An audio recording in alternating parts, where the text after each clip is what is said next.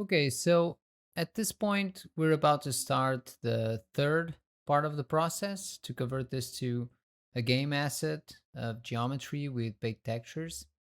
And we'll start by having a look at what we have so far. So if I hold Control middle mouse button, we'll see we'll have a lot of fields, a lot of information here.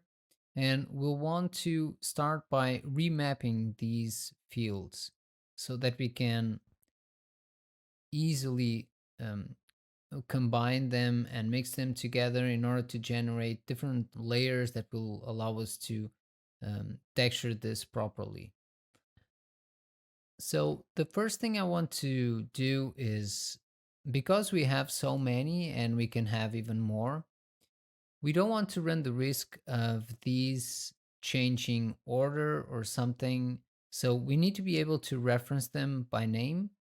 And the way I'm going to do that is, at this point, I'm going to check for each layer's number, meaning that if you go to the geometry spreadsheet and go to primitives, you'll see that we have 11 primitives. Each one has a name, and we want to know which number is this so that we can use a function that automatically detects the minimum and the maximum value of each one of these attributes. So the idea is for us to use height field remaps. And let's see here. So we have the trees and the bedrock. Let's check the bedrock. I'll call this height field remap bedrock. And typically what we will do is, instead of adjusting or pressing the button, will actually use the volume min here, and we'll say it's input 0. And now we need to give it the primitive ID that we want to consider. In this case, it's the ID 1, primitive 1, which is bedrock. And this will give us the minimum value for that particular field. And we'll do the same thing exactly, but with the maximum. Okay, so this works perfectly. Let's go to the layer to remap. Let's say it's the bedrock. It was affecting the height. And so this is the volume min, volume max for this layer, this field. Now this works well, but as you can see here, we're referencing the layer that we want to remap based on a number. And I'd rather be sure that this number is pre-identified in case we have different layers or something like that. So in this case, since this is going to become an HDA and the data that's going to come in should be pretty uniform in terms of the format and the order of these layers. So this would be an option, and it wouldn't compromise the robustness of our HDA if we were using these together. But just so we can consider the possibility of using data that's coming in not from this particular HDA that we created before, but from somewhere else that might also have the same type of layers, of erosion layers, but they might not be in the same order. Maybe there's no trees layer and stuff like that.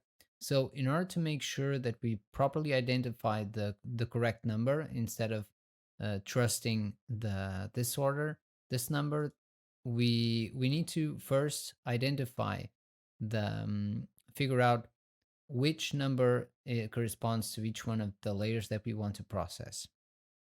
Okay, so the way we're going to do this is by running an attribute wrangle once.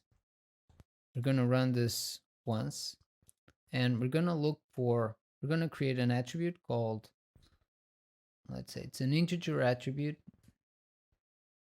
called, let's say, bedrock number. Let's start with that one. Bedrock num. My mic is in front of my keyboard, so I keep misspelling things and having some trouble typing. So the bedrock number is going to be a detail attribute, an integer detail attribute that we're going to create using the find attrib val function. And we're going to look for the attribute on input 0. It's going to be primitive attribute called name. And the value in this case is going to be bedrock. Now, if you go to the detail attributes, we should have that detail. Bedrock num, we know it's 1. And having this means that we can reference the detail. Even if the information coming in is in a different order, we'll always get the proper number to reference the bedrock layer or the bedrock field. So here, the difference is going to be that instead of using the number, we're going to be grabbing that detail from input 0 called bedrock num.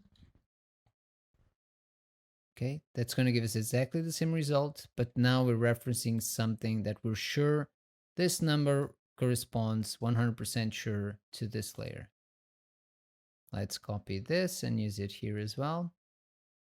And this is what we're going to be doing for all the layers. So here on the attribute wrangle, we're just going to think about which one of these we want to process. Maybe even if we were not going to use all of them, I think bedrock, sediment, debris, and flow are the most relevant, water as well. So let's go with those. Let's just copy this. This is pretty much always the same expression. We'll just change. So after bedrock, we'll have a look at sediments. And here we'll use sediments.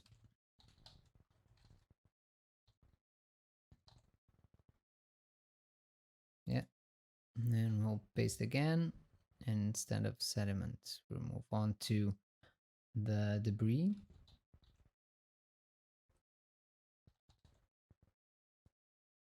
Done. So now if we go to our details attributes, we'll have water num and a bunch of other nums for each one of the fields that we're processing. So get field num. Now we'll also duplicate this. We'll use the same expression, so we can just copy it, connect it. Instead of bedrock, let's go, I'm gonna keep looking at this. Let's go to the sediments. So here we'll say sediments, copy it and paste it here.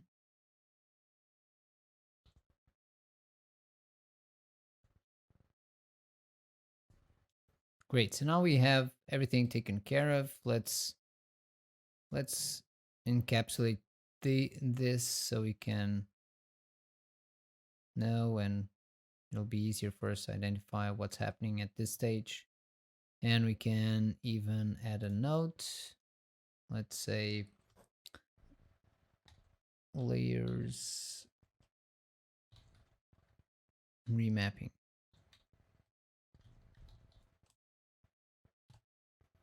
Let's switch this to medium size and hide the background, and we can put it there.